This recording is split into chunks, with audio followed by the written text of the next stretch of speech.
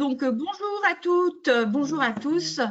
On est très content de vous retrouver pour ce webinaire organisé par Comundi One-to-One Progress et Courrier Cadre. Donc, vous voyez, nous sommes en mode collaboratif pour réfléchir avec vous sur les clés pour penser le monde d'après. Donc, on a beaucoup parlé de ce sujet du monde d'après. Alors, bien sûr, on n'a pas de boule de cristal, mais on a envie de partager avec vous quelques éléments qui, dans notre business, sur les plans plus spécifiquement managériaux et développement de compétences, nous donnent des indicateurs pour imaginer ce qu'on pourra vivre demain et surtout comment on peut s'y préparer. Voilà, donc c'est un petit peu ça le sujet. Donc, c'est vraiment partager des réflexions. Donc, n'hésitez pas à chatter, à faire des commentaires, à poser des questions. Donc, on n'a pas forcément les réponses à tout, mais en tout cas, on a des analyses à vous proposer et c'est ça qu'on va faire pendant ce webinaire. Voilà, donc je vais laisser la parole donc à mes deux collègues de webinaire pour qu'ils se présentent rapidement. Marie.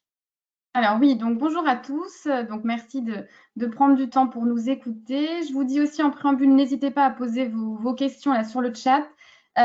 Comme ça nous permet d'interagir et d'en reprendre au sein du débat. Et comme ça, on pourra tenter d'y répondre. On ne pourra pas répondre à tout, mais tenter d'y répondre et d'enrichir les choses. Donc, je suis pour ma part rédactrice en chef du magazine Courrier Cadre. On édite également des magazines sur la création d'entreprises et l'emploi. Donc, voilà, une vision un petit peu transverse de la situation. Voilà, Jonathan. Et voilà, bonjour à tous, moi Jonathan Weiss, moi je suis cofondateur et dirigeant d'un organisme de formation qui s'appelle One-to-One Progress. On est spécialisé en formation linguistique en blended learning à distance, ça fait 10 ans qu'on existe. On est également éditeur d'un site qui s'appelle cpf-info.fr, qui est un site d'information sur le CPF. Et voilà, j'ai une vision assez transverse aujourd'hui, aussi bien en France qu'à l'international. Et nous avons un positionnement à la fois sur les entreprises et également on est fournisseur de solutions sur les centres de formation. Voilà, donc on accompagne un petit peu toute la chaîne de la formation aujourd'hui et en tant que chef d'entreprise, j'ai une vision également sur les impacts managériaux, on va dire, de ce que l'on subit tous actuellement et envie de réfléchir à l'après, évidemment, avec vous tous. Merci Jonathan. Donc Claire Pascal, je suis directrice générale de Comundi. Je suis aussi administrateur de la FFP, Fédération de la formation professionnelle, et en même temps élue locale, fraîchement élue, puisque depuis le mois de mars, donc avec une vision, j'allais dire, managériale un peu large, puisque je m'occupe particulièrement des sujets RH et de formation. Alors rapidement, donc on a présenté rapidement nos entreprises. Comundi, c'est une entreprise de formation qui a plus de 30 ans, qui intervient dans le secteur développement des compétences, conseil, complètement digital et complètement présentiel. Donc, on a toutes les hypothèses. Et donc, on a des partenaires avec qui nous travaillons, dont One-to-One Progress sur les formations linguistiques. Et donc, nous sommes contents de pouvoir créer de la valeur pour vous. Enfin, on espère qu'on va créer de la valeur pour vous, pour justement vous donner des contenus, vous faire partager notre point de vue et notre vision de la situation et comment justement on peut s'y préparer pour rebondir et pour la relance. Et qui sera bien sûr avec l'expertise, la vision très intéressante et très professionnelle de Marie de Courrier Cadre, qui permettra de confronter en fait nos expériences sur les sujets managériaux, développement de compétences. Donc voilà globalement un petit peu notre présentation. Est-ce qu'il y a d'autres, Jonathan, Marie, vous voulez rajouter d'autres choses? Non, là on est complet, c'est tout bon. C'est bon? Jonathan voilà. aussi? Tout va bien. Tout va bien. Alors Marie, je vais vous laisser nous parler de l'objectif du webinaire. Tout à fait. Alors, comme le disait Claire, on n'a pas de boule de cristal. L'idée, c'est pas de faire de la fiction. On va essayer de s'appuyer quand même sur des tendances qui sont nées de cette crise qu'on a pu repérer pour préparer au mieux l'après et la reprise. Donc, quel sera le rôle du manager et comment ces pratiques vont être pensées? On est dans un contexte de télétravail contraint, confiné. Donc, on va voir dans quelle mesure ça va vraiment rebattre les cartes. La place pour la formation professionnelle dans les plans de relance d'activité. Donc, voilà, vous sensibilisez sur le fait qu'il est primordial de redonner la priorité à la formation professionnelle. On parlera également des modalités et des contenus pour la formation de demain avec un focus plus spécifique sur le boom du distanciel et sur le digital learning. Voilà pour les objectifs. Claire? Ok, alors ouais, on va peut-être, voilà, je vous laisse peut-être présenter la dialectique et Tout à le fait. rythme qu'on a adopté pour ce webinaire. Marie? Oui, oui, oui, tout à fait. L'idée, c'est vraiment voilà, de partir de ce qu'on a observé, de ce qui se joue actuellement. Donc, chacun va voilà, prendre la parole. Moi, je vais avoir un apport un peu spécifique donc de l'exemple, hein, de nous, ce qu'on a pu récolter de la part des experts pour illustrer un peu les propos. Alors, le premier point qu'on voulait aborder, qui me semble, à mon avis, le point, je pense que vous en pensez, Jonathan et Marie, mais qui me semble le point le plus important, c'est les organisations de travail. Hein. Donc, du point de vue de ce qu'on a pu observer, on est dans une crise sans précédent qui bouscule nos représentations. Le danger, on a été tous bercés par le danger d'une guerre, d'une confrontation armée, sous de la dissuasion nucléaire, de ce qui pouvait être le danger que nous pouvions vivre. Et en fait, alors, on sait bien que Bill Gates avait prévu ça dans une vidéo, alors je ne sais plus s'il y a 1 an ou il y a 4 ans, enfin bon, peu importe, que la pandémie serait notre prochain danger, mais en tout cas, on n'était pas prêt à ça. Et donc, ça bouscule nos représentations de ce que peut être le danger, à savoir finalement un danger invisible qui est matérialisé par la confrontation à l'autre et donc finalement qui vient totalement percuter nos organisations de travail. Alors, ce qui s'est passé, ce qu'on a constaté quand même, et je crois qu'il faut qu'on le souligne, c'est que les entreprises ont été contraintes de se réorganiser en quelques jours et que globalement, on a eu un passage en télétravail de la totalité ou quasiment de enfin une grosse partie des gens qui pouvaient télétravailler en quelques heures, en quelques jours. Hein. Et donc, on a quand même fait preuve d'une agilité et d'une capacité de rebond, que ce soit d'ailleurs sur le secteur privé comme sur le secteur public. Hein. Quand je travaille en tant qu'élu dans une grande mairie, en quelques jours, tout le monde a basculé. Enfin, ceux qui pouvaient basculer en télétravail l'ont basculé. Donc, on a constaté quoi? Un arrêt des lignes de production qui s'est fait de manière assez brutale. On a aussi vu qu'on avait une forte agilité pour analyser ce qui allait se passer, donc prendre des décisions quand même structurantes de la mise en place du chômage partiel, du télétravail, de la configuration des équipes, etc. en seulement quelques jours. Hein. On a eu une forme d'accélération du temps suite à l'annonce du confinement. Et donc, on est rentrés tous dans un sentiment que c'était un moment exceptionnel, qu'on allait vivre une parenthèse et que cette parenthèse allait se refermer et puis qui ne durerait pas et puis qu'on allait sortir du confinement relativement rapidement et qu'on allait reprendre nos vies d'avant. En fait, le fait est qu'aujourd'hui, plus le temps passe, alors aujourd'hui, on a la perspective du déconfinement du 11 mai, mais on voit bien même que des annonces du gouvernement sont relativement prudentes, sont relativement floues. On ne sait pas quel va être l'impact des couleurs des régions sur les modalités de déconfinement. Donc on se commence à de plus en plus imaginer que on ne va pas forcément revenir comme avant et que, en tout cas, les courbes de redressement de l'économie sont des courbes qui montrent qui ont des formes d'ailleurs en fonction des analystes, qui ont des formes très différentes. Certains voient en U, d'autres on voit en V, d'autres voient en V qui ne reviennent pas au même niveau, d'autres parlent de plusieurs années pour revenir à la normale, entre guillemets, à ce qu'il y avait avant. Certains disent 1 mois de confinement égale 1 an pour se redresser, 2 mois, 2 ans. Enfin, donc on a quand même aujourd'hui, on sait aujourd'hui que il va y avoir un effet pandémie et qu'il y aura un avant et qu'il y aura un après. Et ça, pour l'entreprise comme pour chacun d'entre nous en tant que personne privée, quoi. Et donc, autre point sur le sujet de la réorganisation, on a quand même eu un management particulièrement bousculé qui est devenu un management à distance. On sait que c'est pas simple. Nous-mêmes, en formation chez Comundi, on forme des collaborateurs, des managers pour intervenir à distance. Et donc, avec des modalités de contrôle des collaborateurs qui sont complètement bousculées, qui sont plus du tout les mêmes et qui ont été complètement, j'allais dire, percutés par la mise en place d'un télétravail à 100%, avec tout un tas de répercussions sur la capacité à contrôler le travail, la capacité à analyser la charge de travail. Et donc, tout ça a été particulièrement, en tout cas particulièrement impactant. Alors, je sais pas, Marie, si vous avez quelques éléments ou Jonathan. Oui, tout à fait. Oui, oui. Bon, là, on est quand même dans un contexte où on a la moitié de la population mondiale qui est en confinement. Comme tu le disais, Claire, hein, ce télétravail presque à 100%, à temps plein, imposé, confiné dans des conditions qui ne sont pas idéales. Là, nous, les études qui nous remontent, c'est quand même qu'il y a une situation de détresse psychologique. Hein. Les derniers chiffres, c'est quand même 44% des salariés qui s'estiment en détresse psychologique là aujourd'hui et 25% qu'on perdu en motivation professionnelle. Donc même si le télétravail est quand même plébiscité aujourd'hui, et c'est vrai que les choses se sont plutôt bien passées, les entreprises ont été très réactives, elles ont été aussi obligées hein, de tester des outils, de les faire marcher à tout prix, même les plus réticentes. Mais l'analyse qu'on a aujourd'hui, c'est quand même que celles qui étaient déjà ouvertes au changement et tournées vers des modes remote et collaboratifs y ont gagné en efficacité. Et celles qui étaient en retard ont quand même ramé. On a un peu, aujourd'hui, vu la situation, un miroir grossissant des pratiques managériales aujourd'hui. Ceux qui avaient de bonnes habitudes vont y gagner. Par contre, les manquements vont se payer très cher en post-crise. Donc voilà dans les grandes lignes.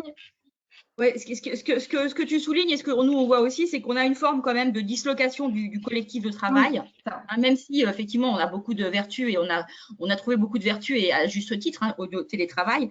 On a une forme de dislocation du collectif de travail et on constate que le télétravail est une modalité qui aggrave les inégalités entre les salariés. C'est-à-dire que certains sont loin loin de l'organisation de travail, peut-être loin du digital, peut-être dans une motivation moindre, se sont éloignés fortement du collectif de travail. D'autres, fortement impliqués, ont vu leur charge de travail augmenter de manière très significative.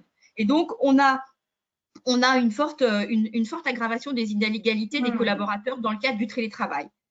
Par ailleurs, il y a une analyse du télétravail qui est faussée aussi parce que nous avons souvent le télétravail a été mêlé avec du chômage partiel. Et donc, la dislocation du collectif de travail est aussi et autant liée à la mise en place d'un chômage partiel avec des jours off, des jours chômés, des jours travaillés, une organisation à la semaine du travail, qui a fait que globalement, ça a accentué, j'allais dire, les effets inégalitaires du télétravail, puisque difficile de contacter les gens et forcément, j'allais dire, des organisations à trous en termes de présence et de connexion à l'entreprise.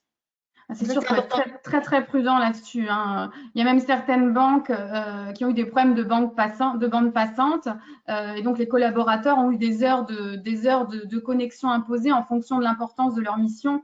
Voilà, on peut imaginer ce que ça peut donner quand on a le droit de se connecter qu'à 22 heures. Quoi.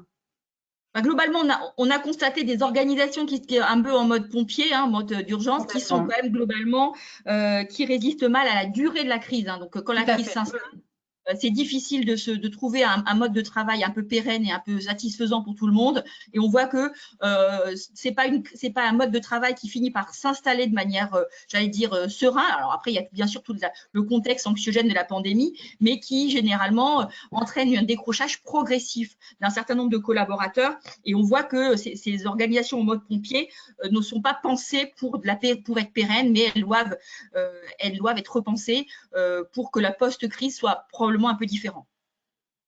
Tout à fait.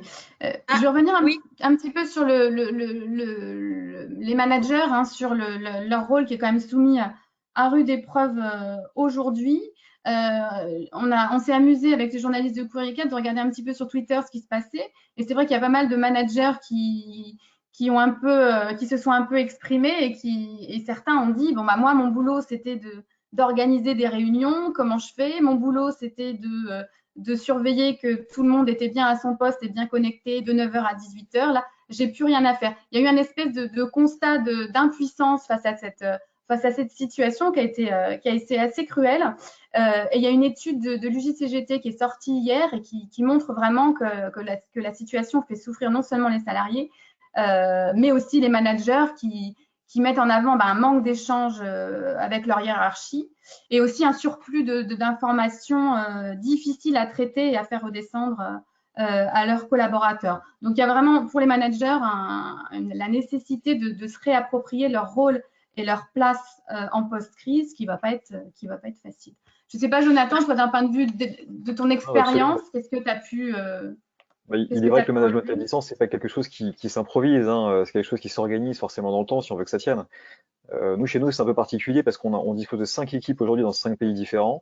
Donc le management à distance, c'est quelque chose qui était déjà quand même bien ancré chez nous. Maintenant, c'est vrai que quand vous passez 5 équipes comme ça, localement, en télétravail du jour au lendemain, il faut un petit peu tout repenser.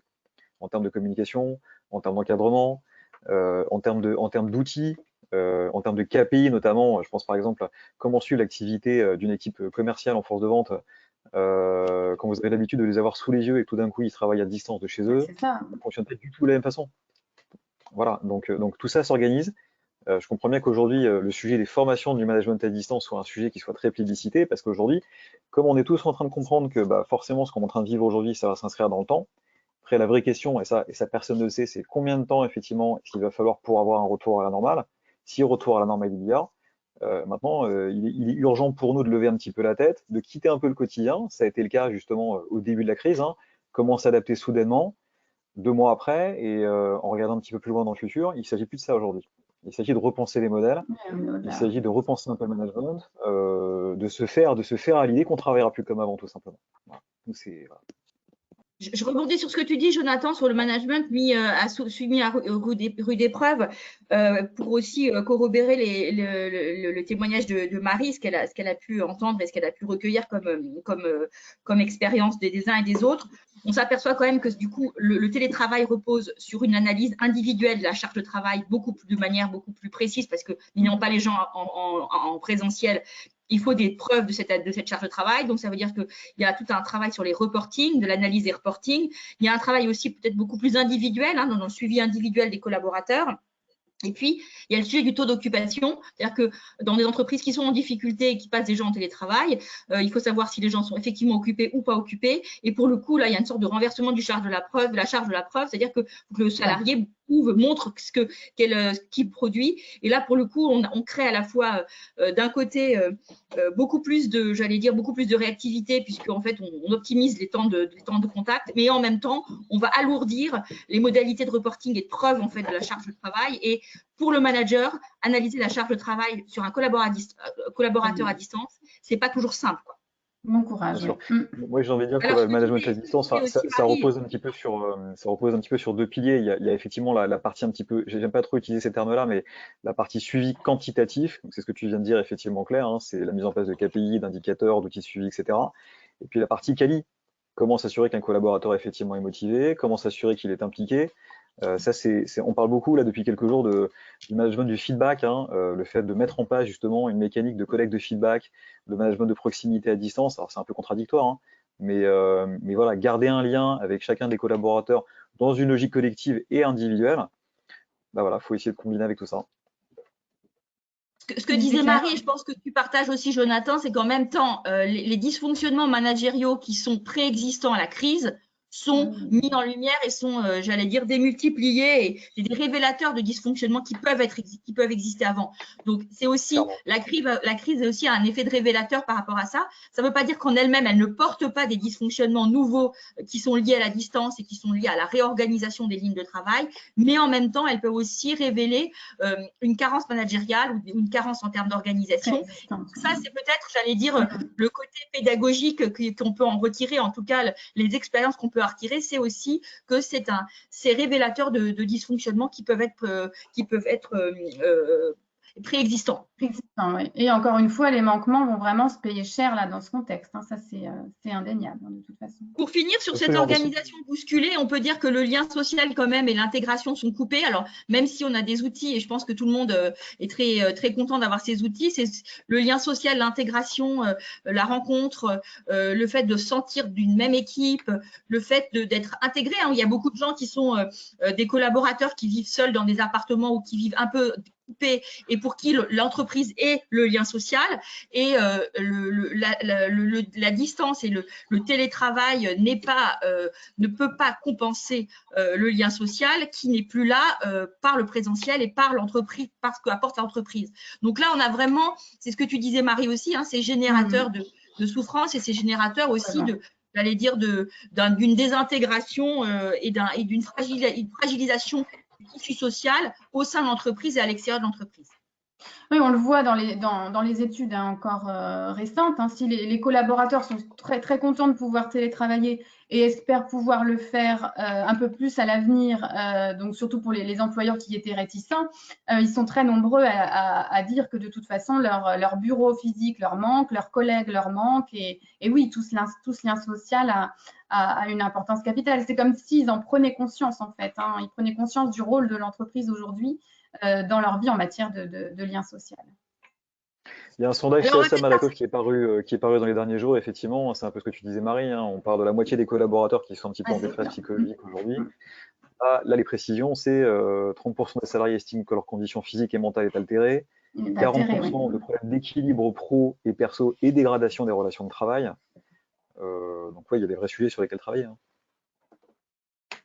Alors, ce que je vous propose peut-être, Jonathan et Marie, c'est de nous pencher peut-être sur la question plus spécifiquement de la formation des collaborateurs en temps de travail, en temps de pandémie, là, en cette période-là. Alors, si j'arrive à faire passer mon… Et n'hésitez pas à poser vos questions là sur le chat, hein, on les relaiera. Hein. N'hésitez pas. Donc, si j'arrive à faire passer mon webinar, mon PowerPoint, parce qu'il a l'air d'être bloqué, je vais essayer de le faire bouger quand même. Donc, le sujet le sujet de la formation, et c'est un sujet pour nous, qui est un sujet qui est majeur en cette période-là. On a effectivement se poser la question de pourquoi et comment former nos collaborateurs en temps de pandémie. Alors, il y a quand même un sujet qui a quand même un peu bousculé la donne, c'est quand même la loi Avenir Professionnel qui a quand même changé totalement l'organisation, enfin, en tout cas la suppression de la mutualisation et la monétisation du CPF en 2019. Et donc, on se pose aujourd'hui la question de savoir comment, à la fois cette nouvelle réglementation et puis le sujet de la pandémie actuelle va impacter sur les choix des entreprises de former les collaborateurs ou pas. Alors, la priorité à la formation professionnelle, point d'interrogation. On a quand même une suppression ou une diminution des budgets de formation. La plupart des entreprises sont en difficulté financière et avec notamment la loi Avenir Professionnel qui supprime en fait la mutualisation pour les 50-300. Ça veut dire que les entreprises doivent doivent payer au-delà de leurs cotisations obligatoires pour former leurs salariés. C'est bien sûr ces budgets-là qui risquent d'être supprimés et d'être en tout cas fortement diminués, même pour des entreprises de grande taille. Hein. Donc, il y a un vrai effet, bien entendu, de budget qui ne sera plus… Alors, on va parler du FNE aussi peut-être pour expliquer que ça peut compenser bien sûr cette donne. De l'autre côté, les collaborateurs qui sont en télétravail ou qui sont en télétravail ou certains en chômage partiel, ce n'est pas forcément la priorité de l'entreprise en ce moment de les former parce que il y a une production à assurer ou à redémarrer. Donc, certains de nos clients nous disent non, ce n'est pas forcément le moment, ce n'est pas notre priorité de le faire.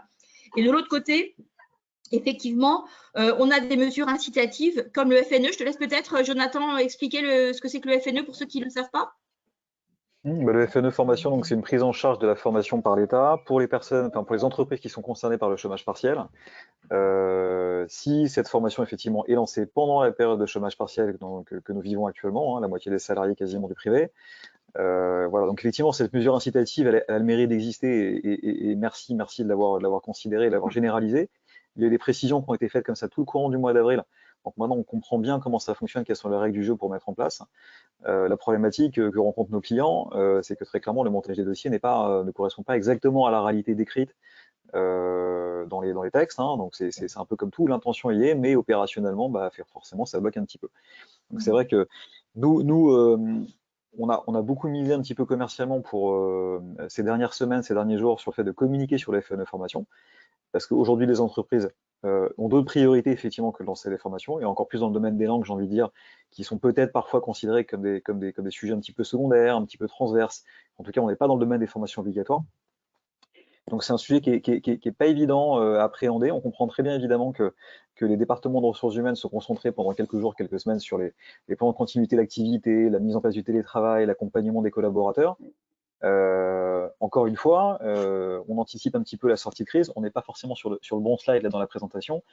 Mais quid de l'après? Quid de l'après évidemment? Quid des priorités des ressources humaines? Quid de la possibilité de remettre les collaborateurs en formation, que ce soit pour des raisons sanitaires? On ne sait pas exactement. On sait qu'aujourd'hui, les formations présentielles peuvent reprendre à compter de la semaine prochaine, mais à des conditions qui sont quand même pas évidentes et qui méritent encore d'être précisées département par département. Vous avez des informations là-dessus, justement, sur les conditions en présentiel? Ça, c'est intéressant. Oui, il y a un protocole qui a été signé avec le ministère du Travail qui donne des conditions de retour au présentiel avec des précautions de type gestes barrières, distanciation, etc. Oui, donc, c'est à partir du 11 mai, les centres de formation vont pouvoir réouvrir.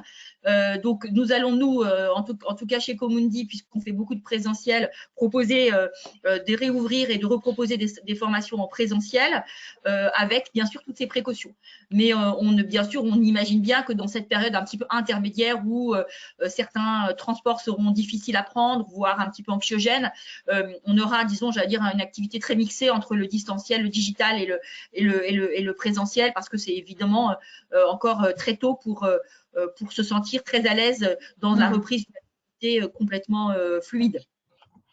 Donc ça, c'est sur la reprise du présentiel. Ce qu'il faut dire aussi quand même, Jonathan, c'est qu'on a quand même, effectivement, le FNE permet la formation des salariés pendant leur période de chômage partiel. Donc, ça veut dire que c'est une optimisation pour l'entreprise avec un coût pédagogique pris à 100%. Mais il y a aussi le CPF qui existe pour les salariés qui ont du temps. Ils peuvent tout à fait utiliser leur CPF.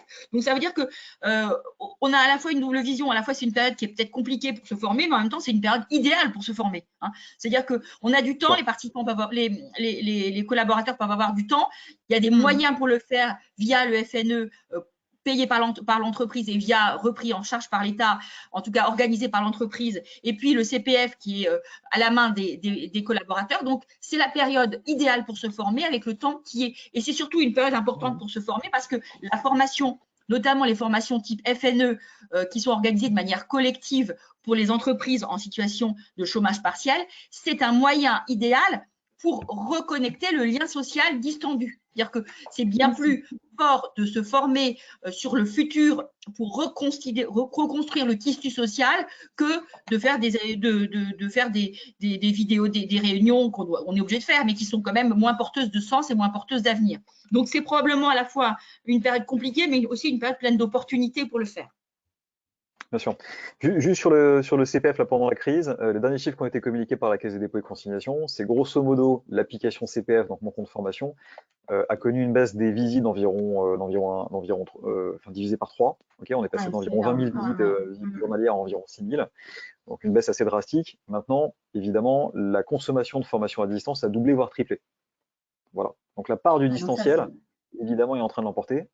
Et encore une fois, si on se projette sur l'après-crise, la vraie question, c'est quelle va être la part du distanciel, quel va être le mix formation qui va trouver sa place auprès du public. Voilà. Il va y avoir des habitudes de consommation de formation qui vont un petit peu évoluer, liées à des contraintes budgétaires. Voilà, tout ça doit être repensé. On a un boom du distanciel qui est évident puisqu'on ne peut pas faire de présentiel. Donc, on a clairement un boom du distanciel. Mais je crois que les gens mélangent. Alors, je me permets il y a beaucoup de mélange entre le digital, le distanciel. En fait, le sujet, c'est le synchrone et l'asynchrone. C'est quand même ça quand on est à distance. C'est-à-dire que l'asynchrone, c'est l'accès à des ressources pédagogiques avec le suivi de parcours, et le synchrone, c'est quand on se retrouve ensemble à distance avec des outils comme là aujourd'hui on le fait, ou sur des classes virtuelles, ou etc. On a effectivement eu, puisque le présentiel est arrêté, un boom du distanciel, mais il faut aussi se dire que on doit aussi, nous, en tant qu'entreprise de formation, réinventer le distanciel comme n'étant pas une scorie du présentiel. Il faut qu'on réfléchisse, c'est ça que nous, on a beaucoup réfléchi chez Comundi à le faire, c'est-à-dire imaginer une pédagogie distancielle qui ne soit pas une sorte de déclinaison dégradée de la pédagogie présentielle. Et il y a beaucoup de choses qui sont possibles en distanciel et il y a beaucoup d'intérêts au distanciel, qui sont des intérêts, j'allais dire, complémentaires et tout à fait différents, mais très intéressants aussi par rapport à ce que propose le présentiel. Donc, il y a tout un travail aussi de donner une vraie dimension au distanciel avec une pédagogie propre et bien entendu, et moi je suis grande partisane de toujours, j'allais dire, de valoriser l'apport du présentiel parce que c'est un effet, j'allais dire, très important et il y a un effet positif très important en formation d'être en présentiel. Donc le présentiel n'est pas mort. Mais bien entendu, il va falloir qu'on le pense différemment et qu'on l'articule avec des solutions distancielles qui, elles, doivent avoir leur propre valeur ajoutée. Donc, je pense que cette période-là, la bascule du présentiel vers le distanciel nous amène quand même à vraiment à réfléchir sur de la pédagogie adaptée au distanciel et non pas de la déclinaison du présentiel vers le distanciel.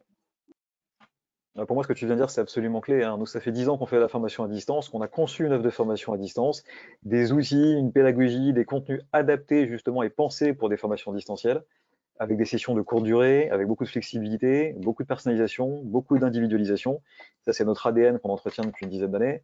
Je pense qu'effectivement, il faut éviter que les centres présentiels tombent dans l'écueil un petit peu de bricoler pour justement maintenir des sessions. C'est ce qui a été forcément la tendance contraint et forcée pendant le mois d'avril. Mais à long terme, effectivement, si on part du principe qu'il va y avoir une part distancielle qui va être plus importante, il faut repenser sa pédagogie, il faut repenser ses parcours.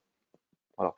C'est pour ça que nous on se positionne effectivement auprès des centres de formation qui n'ont pas cette capacité-là, qui n'ont pas ces outils, cette connaissance technique, qui n'ont pas cette vision-là, pour les aider justement à passer le cap du distanciel et compléter, voire supplanter leur parcours présentiel par des parcours distanciels. Ça, c'est notre métier.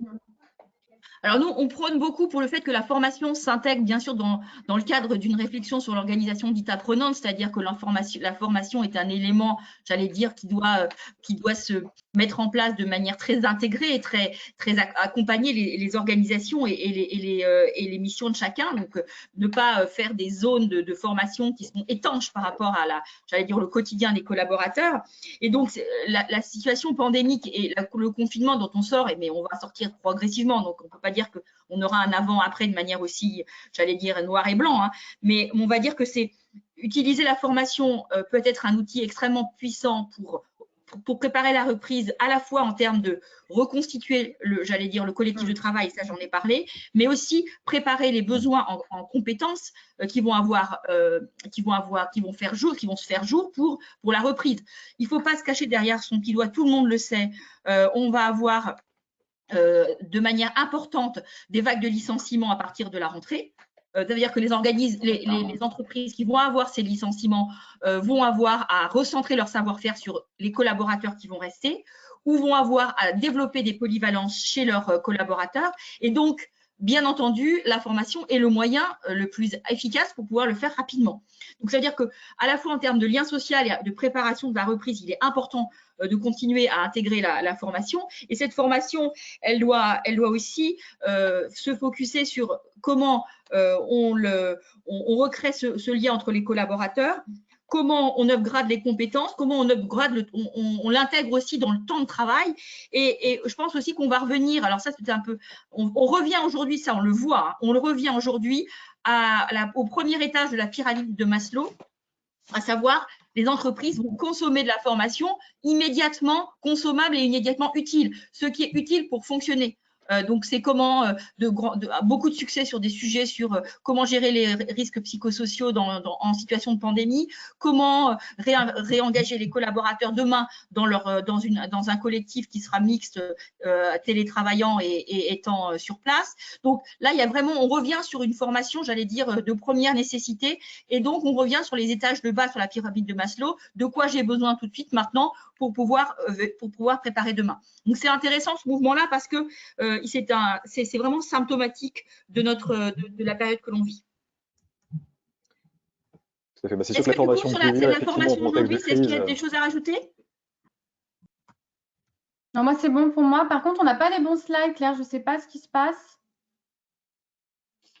On est toujours sur les organisations de travail bousculées. Ah, vous ne voyez pas mes slides? Là, on est toujours sur les organisations de travail bousculées. Voilà, après. Ah bah alors là, je suis désolée parce que je suis en train de le passer. Est-ce que là, c'est mieux?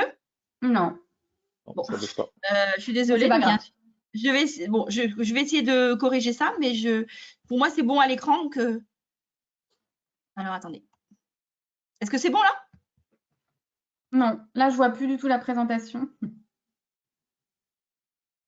Donc là, c'est le moment d'en rire, hein. Nous, quand on fait une démo justement et que ça se passe mal, on appelle ça, c'est l'effet Bonaldi, hein. Voilà. Voilà, c'est En ça. hommage à Jérôme Est-ce que Bonaldi ça qui plantait marche là? toujours ses Moi, je vois démonstrations pas, donc sur. non. Non, non plus, non plus. Bon, Non, bah, mais on peu continue importe, quand on même. peut poursuivre, c'est pas un On problème. continue quand même. Si vous avez besoin, si ceux qui ont pas le PowerPoint, on leur enverra éventuellement si ça les intéresse. Et on continue notre présentation. Marie, je vous laisse la parole sur l'imaginer le monde d'après. Comment vous pouvez introduire cette partie-là?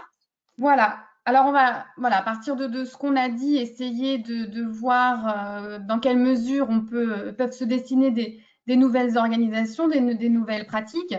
On voit très bien, ça y est, on y est, super. On voit très bien que de toute façon, le retour à la normale se refera de manière progressive. J'avais quelqu'un d'Orange hier au téléphone qui m'expliquait de toute façon, il n'envisageait même pas un retour sur site avant septembre. Donc effectivement, ça va être vraiment très, très, très progressif. Les entreprises, donc aujourd'hui, sont aussi confrontées, on en parlait un peu en préambule, hein, toutes les mesures barrières, la distanciation, comment c'est un vrai casse-tête. Tu le vois ça un peu, toi, Jonathan, je ne sais pas si tu peux en parler, mais en tant que chef Oui, d'entreprise, c'est bien un vrai sûr. casse-tête, là, aujourd'hui, C'est d'envisager un un vrai retour casse-tête, hein, social. absolument, ne serait-ce qu'à très court terme pour organiser en fait le retour au travail des collaborateurs. On n'a pas du tout envie de pressuriser qui que ce soit dans ce contexte-là, hein. Je pense que c'est déjà effectivement assez anxiogène comme ça quand on parle un petit peu à l'économie d'après. On est plus en train de réfléchir sur une base justement un petit peu de qui a besoin de retourner dans un contexte de travail normal, de revoir ses collègues, qui a des difficultés à la maison, hein. Ça fait partie des 40% des collaborateurs qui sont un peu en souffrance ou en détresse psychologique ou en dégradation à pas mal de niveaux. Donc on est plutôt dans ce raisonnement-là aujourd'hui. Après nous c'est particulier parce que bon la culture du télétravail elle existait déjà chez nous avant, mais je pense que très clairement on est parti pour l'alimenter et la renforcer dans le futur. Voilà, je pense que y a beaucoup de points positifs également dans tout ça, hein. Il faut capitaliser justement voilà, les impacts positifs Les de ce qu'on vit positifs. actuellement, renforcer ça, surtout pas casser la dynamique, parce que finalement ça fait longtemps qu'on se pose des questions sur l'adoption du télétravail. Je crois que la France, on n'est pas un des pays où le taux de télétravail est le plus élevé. Donc Non. nous, finalement, on va s'adapter assez facilement. Et si on rejoint justement le sujet de la formation à distance, moi, je fais un lien assez net entre le taux de télétravail adopté et le taux justement des formations qui vont être réalisées à distance. La C'est France, en ça. termes de formation à distance, c'est un des pays les moins consommateurs au monde finalement en termes de formation à distance. On voyait les pays comme la Corée, en Asie, on est sur quasiment 90-95% des formations réalisées à distance là-bas. Les gens vont pas en centre de formation. Donc on a encore un gap de progression qui est Qui est colossal devant important. nous. Et je pense que ce taux d'adoption des formations à distance va beaucoup dépendre justement de ce qui va se passer dans la tête des équipes, dans la tête des managers, sur voilà, comment organiser le travail de demain. Parce que je vois mal une organisation placer ses collaborateurs en télétravail, mais les envoyer en formation présentielle. Sauf effectivement si c'est pour alimenter la dimension sociale. Ça, je partage tout à fait ce point de vue-là, ce que tu disais un petit peu clair avant.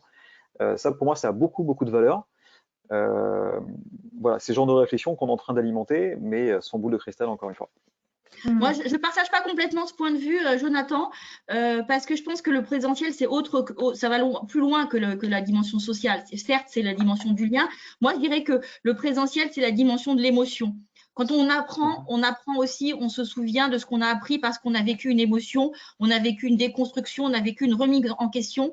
Et généralement, l'intérêt du présentiel, du collectif qui se crée avec des interactions qui sont bien sûr liées au fait qu'on constitue un collectif qui se voit, qui se parle autrement que par un écran, c'est des éléments qui sont des éléments d'accélérateur ou de prise de conscience. Et donc, je pense que le présentiel a des atouts qui vont loin au-delà du lien social et qu'il faut absolument valoriser. Et c'est aussi ça qu'il faut qu'on puisse dire. Ça ne veut pas dire que, bien entendu, on n'a pas la conscience que demain, on aura un mix présentiel, distanciel qui sera probablement différent et tant mieux parce que du coup, ça permettra une diversité de la palette des méthodes pédagogiques plus importante, adaptée à toutes les situations et à tous les sujets. Mais je pense qu'il faut que chaque modalité pédagogique ait bien son rôle et soit bien valorisée en tant que sa propre, j'allais dire son propre apport par rapport à chaque collaborateur. Moi, je partage un peu. Je comprends tout à fait ce point de vue-là, mais c'est vrai que chaque modalité pédagogique en fait a ses vertus. Il en faut pour tous les goûts, comme on dit, hein. Moi, je crois beaucoup effectivement dans le blended en fait, tout simplement, qu'il soit entièrement à distance ou que ce soit un mix présentiel-distanciel. Voilà, nous c'est notre ADN encore une fois. On est là pour individualiser les parcours. Donc ce que tu dis effectivement me parle tout à fait parce que certains collaborateurs auront ce besoin-là, auront ce manque-là. À vous de l'alimenter effectivement, spécialiste du présentiel. Alors, je pense qu'on peut dire effectivement, tout le monde partage le fait que le D-Day, hein, genre le 11 mai, le D-Day n'existe pas. C'est-à-dire qu'on n'aura pas de normalité, on n'aura plus de normalité progressive. Et qu'est-ce que ce sera la normalité, entre guillemets, par rapport à ce que l'on a connu? Donc, effectivement, quels sont les enseignements déjà qu'on peut tirer de cette crise? Moi, j'en vois quelques-uns et j'aimerais partager ça avec Marie et Jonathan pour voir comment vous réagissez à cette analyse. La première chose, c'est que je crois qu'on a quand même une incroyable capacité d'adaptation des collectifs, puisqu'en 48 heures, on a à peu près tout changé. C'est pas sans difficulté et c'est pas sans heurts, mais il y a quand même une forte adaptation. Peut-être, on ignorait peut-être nous-mêmes d'être aussi autant capables de s'adapter aussi rapidement. Ça, c'est la premier enseignement que j'aimerais tirer. La deuxième enseignement, c'est dans une période où on était dans beaucoup d'individualisme, dans beaucoup on voit aussi les comportements, Marie, vous devez le voir dans ce que vous voyez dans les entreprises, c'est-à-dire des comportements plus individuels. On parle de la génération Y qui picore, qui a j'allais dire très individuelle de son parcours. On voit que finalement, le lien social porté par l'entreprise est important et sortira très certainement revaloriser cette crise. Il va faire froid à l'extérieur, entre guillemets. On va avoir une augmentation du chômage. On l'a déjà vu, les premiers chiffres sur Mars sont alarmants. L'entreprise redeviendra très certainement une valeur refuge et c'est important de le dire. La troisième analyse que je voudrais faire, c'est que les organisations que l'on a portent en elles-mêmes des fragilités qui sont révélées par cette crise, à savoir des gens qui sont éloignés de la formation, des gens qui sont éloignés du collectif, des gens qui sont en difficulté d'autonomie, des gens qui sont, pour des tas de raisons, fragilisés dans le collectif, qu'on ne voit pas forcément de manière évidente quand on est sur site, quand on travaille ensemble. La crise montre la fragilité des crises, enfin, je veux dire, des fragilités sociales, et donc des éventuelles crises sociales qui sont en germe. On l'a vu avec les gilets jaunes l'année dernière, qui sont portés, qui existent déjà, et qu'on doit pouvoir, et que cette crise a mis en lumière. Moi, je ferai aussi un quatrième constat qui est de dire ça revalorise. Alors, on a beaucoup tapé sur les managers depuis longtemps. Il y a eu des tas d'études qui montraient que finalement, les jeunes qui arrivaient sur le marché du travail, ils avaient toujours envie de se faire manager. Tout à fait, ça on le voit. Hein. La crise montre qu'on a vraiment besoin des managers, quoi. Et je pense qu'il va y avoir un renouvellement ou en tout cas une valorisation du management parce qu'on s'est aperçu que pendant cette période-là, si l'édifice tenait, c'était quand même bien grâce aux managers. Donc là, je pense qu'on a une vraie valorisation du rôle du manager. Alors, reste à savoir comment cette valorisation se traduira. Et puis, effectivement, on ne peut pas construire une société à distance. On ne peut pas construire une entreprise à distance. Alors, certains le font, mais globalement, la majorité du tissu économique français ne peuvent pas être à full distance parce que ça ne marche pas comme ça. Et donc, on se dit, effectivement, il faudra donner de la valeur à ce lien social qu'on a en tout cas de manière provisoirement distendu pour pouvoir redémarrer. Donc, pour moi, c'est des enseignements qui me semblent intéressants et qui sont des enseignements qui vont probablement impacter les pratiques managériales. Qu'est-ce que vous en pensez, Jonathan, Marie ? Oui, tout à fait. Alors, de toute façon, on va assister à une généralisation du télétravail. Ça, c'est un premier point. Mais ensuite, cette crise, elle va faire naître aussi plein de points positifs. Je pense notamment à la question de la parentalité en entreprise, parce que ça, nos interlocuteurs nous en parlent beaucoup. C'est un point qui va vraiment être davantage pris en compte par les managers et par les employeurs. On a tous fait des visios avec des interlocuteurs dont les enfants jouent derrière, etc. On s'est tous, je pense, retrouvés dans des situations un peu cocasses et ça va être pris en compte à l'avenir. Ça va du moins recouvrir une nouvelle dimension. Donc, cette crise va quand même faire naître une prise de conscience au niveau de la QVT de toute façon de manière indéniable. Nous, les experts qu'on a interrogés sur l'après en matière de management, nous ont tout de suite d'emblée parlé de bienveillance et d'empathie. C'est-à-dire que de toute façon, là, on va voir revenir des managers qui ont été bousculés de façon inégale, puisque tout le monde ne réagit pas de la même manière, tout le monde ne sortira pas de la même manière de cette crise. Certains vont le faire de manière très, très facile, très, très naturelle. Pour d'autres, ça va être très, très difficile. Donc vraiment, ça va être quelque chose qu'il faudra avoir en tête. Bienveillance, empathie, et aussi pour les employeurs et les managers, prendre conscience que cette situation exceptionnelle a fait naître de l'autonomie, de la liberté. Et ça, c'est des notions sur lesquelles il va être difficile de revenir, notamment pour certains collaborateurs. Donc, on va devoir construire un nouveau schéma et entrer dans un processus de résilience. Et ce nouveau schéma, le construire ensemble. Ce qui va être important de faire aussi de manière rapide, c'est de construire ce projet ensemble, d'interroger les collaborateurs et de prendre en compte leur point de vue. Tu parlais d'un retour au collectif et la nécessité de trouver des solutions ensemble. Voilà globalement ce qu'on a pu récolter. Et aussi, une dernière chose, vraiment, là, dans un premier temps, la nécessité de ne pas se tourner directement vers le développement, le business. On sait que ça a été difficile pour tout le monde a envie de retourner le nez dans le guidon pour essayer de rattraper ce qui a été perdu. Voilà, les experts qu'on a interrogés pour Courrier K nous expliquent que ça peut être aussi une erreur qui peut se payer cher. Voilà globalement ce qu'on a relevé nous. Par rapport à ces pratiques managériales, moi j'ai par rapport à ce que tu as expliqué, j'ai deux choses à rappeler, enfin à souligner. Je pense que ce qui va être important, c'est de proposer un projet d'entreprise qui donne de la valeur et du sens pour tout le monde. Se remettre à travailler différemment, il faut donner du sens et donner du sens pour demain. Et je pense que le rôle du manager, ça va être plus que jamais de donner du sens et de créer des chaînes de valeur. Et donc ça, c'est vraiment, ça doit impacter les pratiques managériales et ça doit être quelque chose qui doit être gardé en tête. Ce qu'on ne sait pas très bien, c'est qu'est-ce qui va être, tu disais liberté, autonomie. D'un côté, on a des tendances à une plus grande individualisation ou un plus grand individualisme parce que les gens ont pu prendre une autonomie, ont pu éventuellement recréer un nouvel équilibre entre vie professionnelle et vie personnelle. Et de l'autre côté, on sait qu'il y a en germe des nouvelles solidarités qui vont se créer au sein des collectifs de travail. Donc, on ne sait pas exactement. Et c'est aussi, je pense que c'est la palette du peintre, c'est la palette du manager et des chefs d'entreprise, c'est de dire, voilà, on a tout un tas de couleurs, c'est-à-dire ces nouveaux individualismes qui sont liés d'une forme de responsabilisation des salariés et en même temps des besoins de solidarité qui sont en train d'émerger. Et donc, du coup, voilà, on fait un projet autour de ça, c'est important et c'est important de prendre en compte tout ça. Moi, je voudrais aussi rajouter un dernier point sur ce sujet-là. Moi, je trouve que, je ne sais pas si vous avez partagé ça, Marie et Jonathan, mais dans les entreprises, en tant que moi chef d'entreprise, je trouve quand même qu'on a montré aussi qu'on était capable de gagner en productivité et en efficacité. On a des réunions qui sont plus courtes, qui sont mieux cadrées, on perd moins de temps. Alors effectivement, bien sûr, on a le télétravail qui fait qu'on perd moins de temps aussi en déplacement. Ça, bien sûr, tout le monde le sait, mais j'ai même quand même l'impression qu'on est plus efficace parce que j'allais dire, l'outillage qu'on a est un outillage qui n'est pas forcément confortable pour tout le monde. Et donc, finalement, les réunions qui s'éternisent ou la réunionnite qui, finalement, est peu productive a été un peu passée à la trappe. Et donc, je pense que sur certains points d'organisation et de création du travail en commun, on a pu, je pense, gagner en productivité. Et ça, on a montré qu'on était capable de le faire. Moi, je suis tout à fait d'accord avec ça.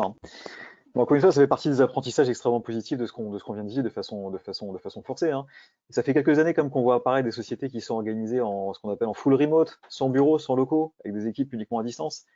Pour pas mal de gens, ça paraît complètement irréaliste en fait comme modèle. En fait, aujourd'hui, je pense que les gens prennent conscience qu'effectivement ce modèle-là existe et peut tenir, à condition effectivement d'avoir les bons process, d'avoir le management formé effectivement, d'avoir les bons outils, d'avoir sa bienveillance à distance. C'est compliqué à entretenir la bienveillance. Mais tout ça est devenu possible aujourd'hui, on a pris conscience de ça. Juste une petite précision quand même sur justement peut-être cette bienveillance, alors c'est pas forcément lié, mais un peu quand même. Ce qui nous attend quand même en termes d'organisation et de façon de fonctionner, de travailler, de réfléchir ensemble dans les collectifs, ça va aussi beaucoup dépendre un petit peu de la pression microéconomique que chaque entreprise subit, parce que forcément, il va y avoir par exemple une révision à la baisse des objectifs des commerciaux, mais le rôle des commerciaux, par exemple, dans l'après-crise, pour relancer le business, parce qu'on va s'en sortir uniquement par le fait d'aller chasser des nouveaux clients, il va y avoir un peu de pression quand même sur les équipes commerciales. Il faut qu'ils en soient conscients. On est dans un rôle de survie si effectivement on veut pas que les plans sociaux se généralisent un peu trop, quoi. Ça, c'est au niveau microéconomique. Après, au niveau macroéconomique, on voit quand même que le gouvernement, je crois que c'est l'Institut Montaigne qui a publié ça il y a quelques jours, commence à faire des suggestions du type, bon, si on faisait sauter un peu les 35 heures, si on supprimait un peu les quotas de jours fériés, pour relancer un petit peu l'activité. Donc, on ne sait pas exactement ce qui nous attend. Et si ça a été annoncé par des instituts publics et non pas par le gouvernement, c'est bien pour tester, pour sentir un peu la température et la capacité de rebond de chacun demain, individuellement et collectivement. Donc, il faut un petit peu rester sur ses gardes.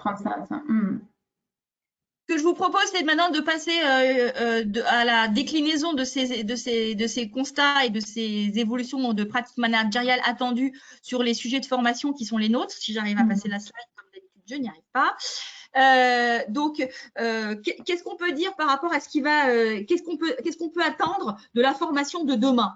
Jonathan, je te laisse peut-être commencer. Oui, bon, on a commencé à en parler beaucoup. Tout le monde fait le pari un petit peu d'un boom du distanciel et d'un boom du digital. Dans quelle proportion, ça justement, c'est toute la question. Voilà, on fait le pari également de difficultés du côté des entreprises à consommer de la formation en masse, à se centrer sur des formations plutôt effectivement du bas de la pyramide de Maslow, c'est-à-dire des formations qui sont nécessaires et non pas des formations de plaisir. Doublé aussi du fait que les entreprises vont avoir du mal à élargir un peu les budgets formation, donc ça évidemment d'un point de vue budgétaire, il y a une pression par rapport à ça. Donc voilà, le mix doit être pensé. Quels vont être le volume des commandes de demain? C'est compliqué de se projeter. Voilà. Et côté évidemment centre de formation, du fait des mesures sanitaires et du fait justement de la découverte par beaucoup de ce que c'est qu'une formation distancielle de qualité, certains n'y reviendront pas, donc beaucoup vont devoir s'adapter en fait et passer au distanciel de façon encore une fois non bricolée, professionnalisée comme on en parlait avant, quoi. Pour moi, ce sont les grandes tendances. Je pense qu'effectivement, d'abord il y a la formation comme outil de dynamisation de la reprise. Donc ça, c'est important de le dire parce que la formation, et moi j'y suis mais tellement convaincue que la formation des collaborateurs, le développement des collaborateurs, c'est un outil essentiel pour la reprise des entreprises, à la fois pour se réapproprier un savoir-faire qui peut éventuellement être, en tout cas, menacé du fait d'un certain nombre de licenciements qui ne manqueront pas d'avoir lieu. La capacité, la nécessité pour les entreprises, d'abord, de sécuriser le retour en entreprise. Nous, par exemple, chez Comundi, on a monté une box déconfinement où on propose un petit e-learning pour tout le monde pour expliquer les gestes barrières, etc. C'est aussi de la responsabilité d'entreprise de faire de cette formation un outil de capacité à reprendre et à réintégrer les collaborateurs.